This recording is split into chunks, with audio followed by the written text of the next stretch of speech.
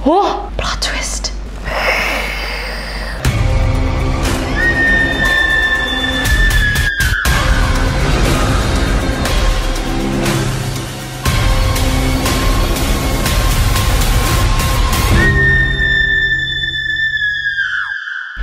Hey guys, it's Nessie and welcome to another video for Spooktober. Gimana kabarnya? Semoga masih spooky.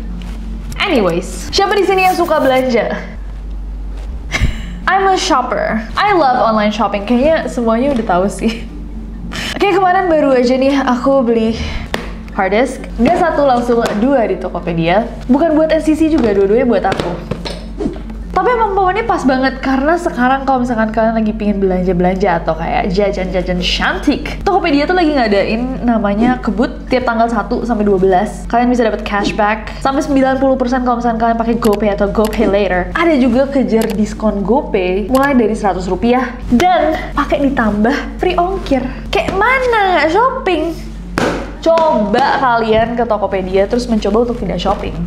Cek sekarang coba. Ngomong-ngomong tentang shopping, apakah kalian pernah dengar yang namanya hoarding? Ini topik yang super menarik. Kita bisa sekalian belajar sedikit juga. Jadi hoarding disorder itulah sebuah perilaku menimbun barang. Alasannya bisa berbeda-beda. Ada yang menimbun karena dia merasa bahwa barang tersebut akan berguna di kemudian hari. Ada yang menimbun juga karena merasa bahwa barang-barang tersebut memiliki sentimental value buat mereka. Ada juga yang menimbun karena merasa bahwa mereka merasa lebih tenang gitu kalau misalkan dikelilingi sama barang-barang tersebut. Nah, pengidap hoarding disorder ini biasanya menyimpan berbagai macam benda. Mungkin koran, majalah, perlengkapan rumah tangga, pakaian yang sebenarnya udah nggak bisa dipakai, barang-barang yang sebenarnya nggak penting di kehidupan mereka, bahkan sampai sisa-sisa makanan. Nah, setelah kita telusuri, ternyata emang ada orang-orang yang hoarding disordernya tuh udah sangat-sangat ekstrim, sampai mengakibatkan hal-hal yang mind-blowing. Dan hari ini kita akan membahas bersama-sama beberapa di antaranya. Kenapa ini masuk neror? Well, it could be actually pretty scary. Karena hoarding disorder ini adalah masalah yang sebenarnya serius, tapi orang-orang tuh nggak sadar ketika mereka memiliki symptomsnya. Jadi mungkin aja kalian sendiri atau orang-orang di sekitar kalian ada yang menunjukkan symptoms tapi nggak sadar. So langsung aja, without any further ado, let's get to it.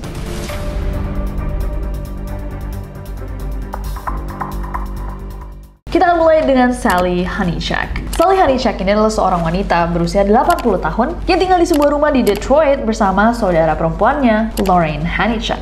Nah, rumah ini tuh adalah rumah peninggalan orang tua mereka yang dibeli di tahun 1951. Jadi Sally sama Lorraine itu udah tinggal di rumah ini berpuluh-puluh tahun, jadi sejak mereka bayi. Dari luar, rumah keluarga Honeycheck ini kelihatan normal-normal aja. Halamannya bersih, dindingnya dicat rapi, everything looks good. Sampai suatu hari, sepupu mereka, Linda Kajma, itu nelpon Sally tapi nggak diangkat-angkat. Akhirnya di suatu hari ini di 2018, Linda ini datang ke rumahnya Sally untuk ngecek apakah sepupunya baik-baik aja. Sesampainya Linda di sana, dia kaget banget. Pas dia masuk, rumahnya Sally ini diselimuti oleh sampah dan barang-barang bekas. Hingga tebalnya itu mencapai 30 cm. Linda kemudian masuk ke dapur dan dia lebih kaget lagi karena dikejutkan sama pemandangan yang jauh lebih gila. Linda menemukan sosok wanita terduduk tegak di dapur. Tulangnya mencuat dari balik sweater merah dan celana kotak-kotaknya. Hah? Tidak ada hidung, mulut, maupun telinga. Linda yang kaget pertama mikir, oh ini kayaknya dekorasi Halloween deh. But no, wanita yang terduduk itu adalah jasad dari sepupunya, Sally Honeycheck. Akhirnya diselidikilah, dan ternyata The Honeycheck Sisters ini udah nimbun sampah dan barang-barang bekas entah sejak kapan. Jadi mereka sering banget belanja, dan kardus-kardusnya tuh nggak pernah dibuang. Begitu pula dengan bekas makanan. Also, ternyata Honeycheck Sisters ini yang hidup berdua. Ternyata selama ini itu mereka berdua aja yang ada di rumah, nggak pernah ada orang lain yang pernah masuk ke rumahnya. Jadi kayak abang tukang paket, tukang pos, temen-temennya, bahkan kerabat mereka yang mengantar pulang itu nggak pernah sampai masuk ke rumahnya Sally. Dan emang dari luar rumahnya tuh kelihatan normal-normal aja. Tapi ternyata yang disembunyikan di dalam tuh sangat mengerikan.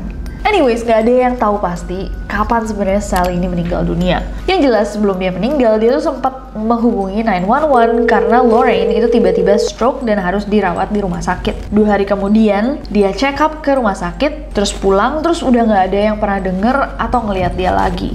Sampai akhirnya sepupunya itu yang menemukan tulang belulangnya terduduk di kursi biru di dapurnya. Dan yang lebih mengerikan lagi guys, Jack, anjingnya Sally, itu diduga sempat memakan bagian tubuhnya Sally juga. Dan si anjing itu juga ditemukan mati terkubur tumpukan sampah di dalam rumah itu.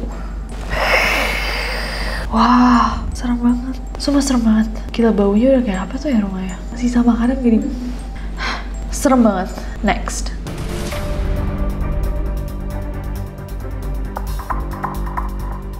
Next ada Skip Bynum. Suatu hari di tahun 2014, ada seorang pria di Dallas yang bernama Skip Bynum. Nah, Skip Bynum ini suatu hari aja nih hilang dan bikin teman-temannya super cemas. Nah, Skip emang diketahui tinggal sendiri karena ibunya tuh udah meninggal dan dia nggak punya saudara sama sekali, jadi emang sebatang kara lah jatuhnya. Nah, pria berusia 67 tahun ini karena nggak bisa dikontak-kontak sama teman-temannya, akhirnya teman-temannya pun lapor polisi. Datanglah polisi ke rumahnya Skip untuk ngecek apakah dia baik-baik aja. Jadi polisi datang ke rumahnya Skip dan begitu mereka buka pintu rumahnya Skip, mereka dikagetkan luar biasa saat mereka menemukan tumpukan sampah yang menjulang sangat tinggi memenuhi rumahnya Skip. Bahkan saking tingginya tumpukan sampah ini, polisi itu sampai harus membuat lubang di atap rumah itu dan merangkak dari loteng biar bisa masuk ke rumahnya Skip.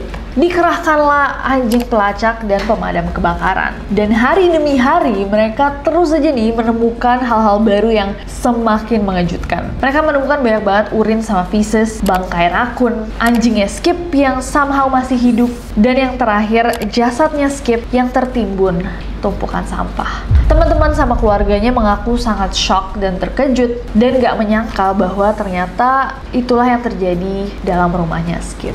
Wow, ada foto-foto TKP. Ada mayatnya nggak? Nggak ada. Kok ini parah banget sih. Tapi si Buddy ini survive loh dia. The man's dog Buddy managed to survive despite going for days without food and water. Dia minum makan apaan deh di situ? Ini buruk juga ya. Next.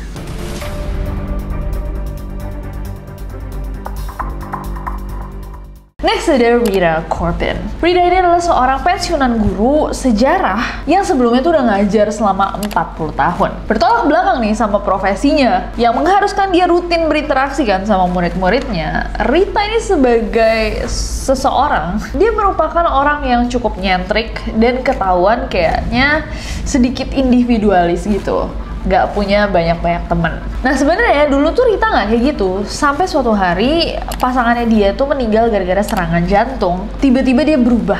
Rita jadi orang yang pendiam, sering banget menyendiri, dan udah mulai nih mengumpulkan barang-barang dan menjadi hoarder. Para tetangga yang mengetahui hal itu tuh sempat komplain, bilang kayak ini Rita halamannya selalu berantakan. Apalagi pada saat itu Rita tuh nggak cuma punya satu rumah, tapi dia punya 3 rumah di dalam kompleks yang sama. Dan semuanya itu penuh sampah. Meskipun berkali-kali udah ditegur nih sama orang-orang, bahkan dia sampai dikenai denda, Rita tetap nggak berubah. Sampai suatu hari ada seorang tukang kebun yang lagi lewat aja depan rumah Rita itu lapor ke polisi karena dia merasa dia melihat sesuatu yang janggal. Polisi sama pemadam kebakaran langsung aja buru-buru ke rumahnya Rita dan mereka shock banget pas ngeliat ada jasad wanita terduduk kaku di kursi teras depan rumahnya, dikelilingi sama kucing-kucing liar dan tumpukan sampah. Serem banget. Dan saking penuhnya rumahnya Rita ini sama barang, pemadam kebakaran itu harus merangkak dari halaman depan untuk bisa sampai ke tubuh Rita, dan itu butuh 3 jam sampai akhirnya dia bisa dievakuasi. Oh my god, takut banget. Tapi dia hebat juga, punya 3 properti, semua diisi sampah. Officials say Kat, a high school history teacher, who was found dead on her front porch amid piles of trash and debris last night on Rosewood Avenue. So we call him La Viejita de los Gatos, and then, the old lady caught. After the discovery, police wanted to be sure that the victims' houses did not contain dead or dying animals. Looking for cat in the animal. Knew something was wrong Tuesday when she didn't see Corbin out feeding the cats like she did morning and didn't mind. Oh my Way of handling These She didn't like people being in her yard. But other than that, she was great. She's a good person. She cared about people and animals. Takut, kasihan. Next.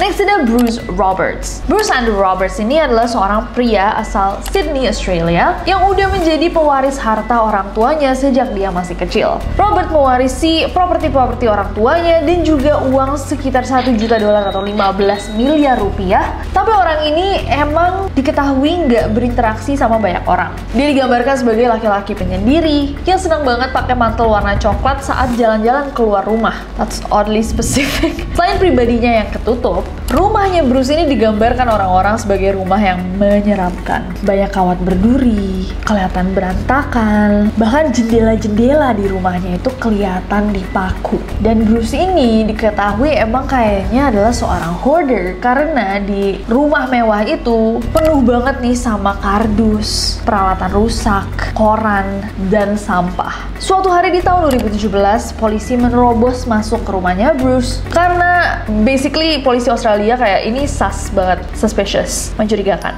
Masuklah mereka ke rumah Bruce dan mereka disuguhi dengan pemandangan yang luar biasa. Tumpukan sampah mengelilingi mayatnya Bruce Roberts yang kondisinya udah sangat-sangat mengenaskan.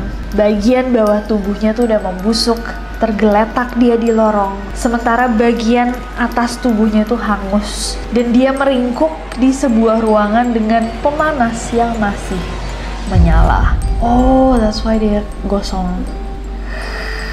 Long story short, akhirnya setahun kemudian, kenapa butuh setahun ya? Petugas cleaning service datang untuk membersihkan semua all that mess, bersihin sampah-sampah dan barang-barang yang ada. Tapi mereka justru menemukan sesuatu yang bahkan lebih serem lagi. Ada sesosok mayat lainnya yang sudah busuk, tergeletak di salah satu ruangan di rumahnya Bruce. Mayat itu dikelilingi 70 botol pengharum ruangan yang dipakai Bruce untuk menutupi bau mayat. Plot twist. Dan setelah ditelusuri, mayat itu merupakan mayat seorang pria bernama Shane Schnellman yang diduga menerobos masuk ke rumah Bruce dan ditembak di bagian dada hingga meninggal di tempat. Mayatnya Shane diperkirakan sudah ada di ruangan itu sejak tahun 2002 atau sekitar 15 tahun sebelum akhirnya ditemukan. I thought we're talking about shopping. Sekarang aku tahu kenapa ini neror. Plot twist. Plot twist. Plot twist. That's crazy. That is insane. Next.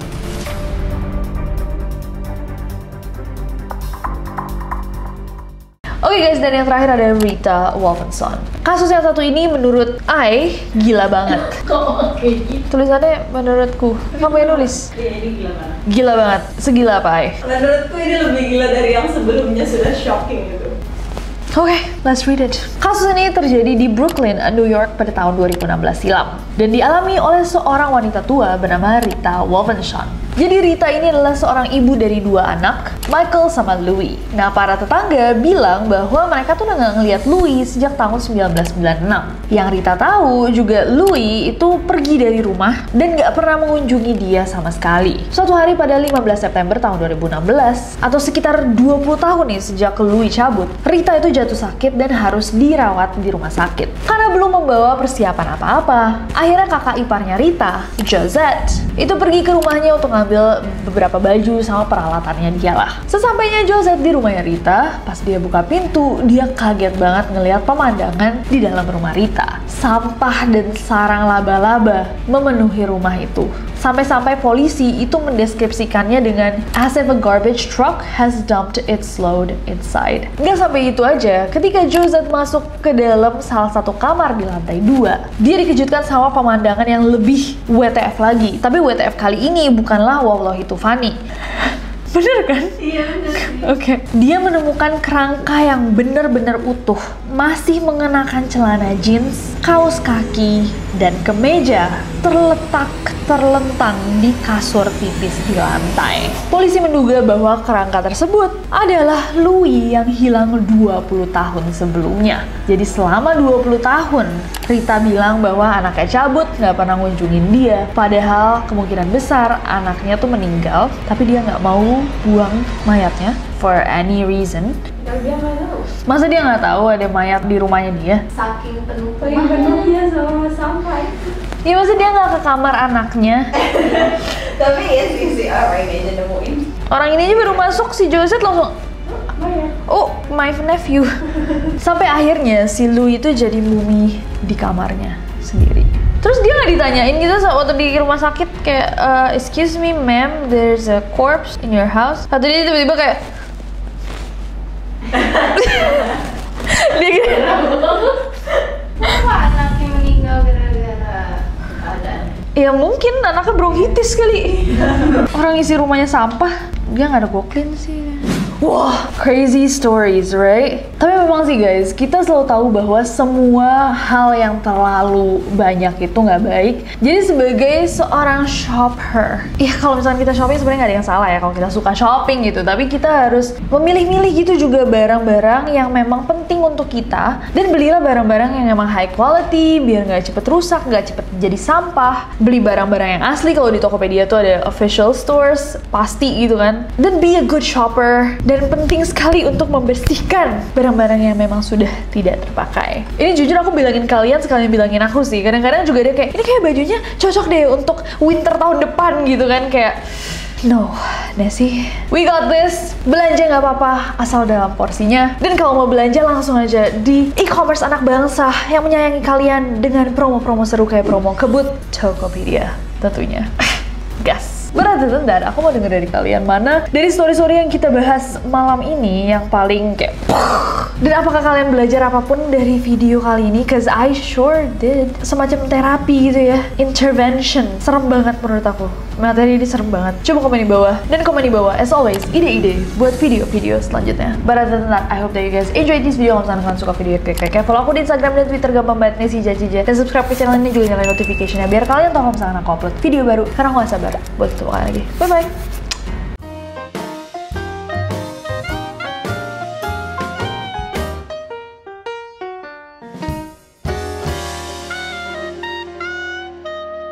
Ini kayak, ini tau gak, invention yang kayak, ya saya punya addiction. Hai semuanya, saya Nessie, saya punya addiction. Ya, nggak bisa. Anyways, ngomong-ngomongin, anyways, kenapa kita marah-marah ya? Kayak hawanya aja. Jujur, ini penjelasannya bikin aku sedikit tidak nyaman ya, karena kayak mendeskripsikan hal-hal yang kadang aku lakukan.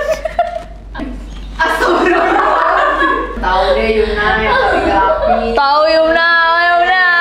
Nggak boleh gitu, orang salah tuh nggak boleh dibola. Wow, tapi WTF kali ini bukanlah wallahi itu funny. Bener kan? Iya bener sih. Oke. Tadi kayak kalian itu kayak serius tapi ngomongnya wah itu funny gitu.